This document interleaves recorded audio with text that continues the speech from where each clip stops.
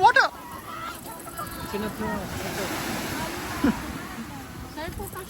Thank you. Thank you. Yeah, so what I was saying, we're not that much interested here in Puka Shell because there's nothing much. The whole area is taken care by sea. So technically there's nothing to say or nothing to run around. And the waves are crazy. You can't even take any kind of activity. You can't even do any kind of activity.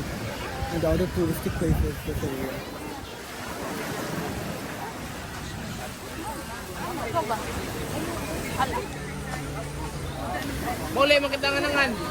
Technically this is just a photo places out here. They make just some kind of photo booth and they charge you tourists. Basically nothing much here to see here. Sorry? Thank you.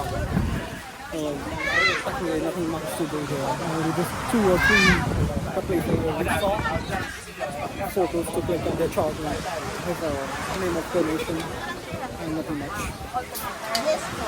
So that's Puka Beach. They're always... So this one, what it is? We call it Aratili.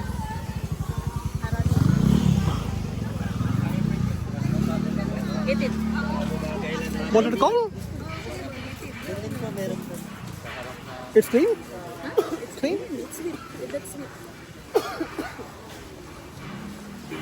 Nice, no? Like it? Take more, no? There's more. I was expecting seed. It doesn't have seed. There's one down. There is small.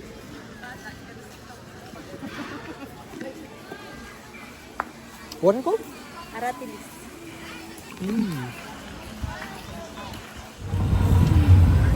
King shrimp. Kaya nga. Ay, doon yung damol.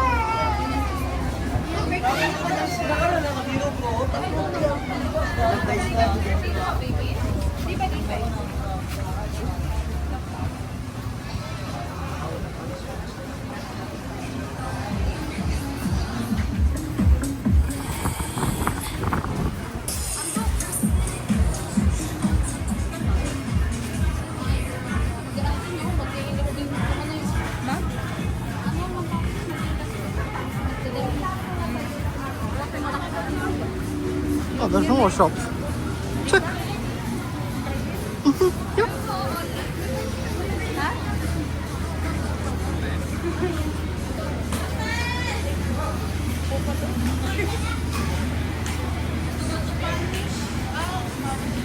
That's Spanish.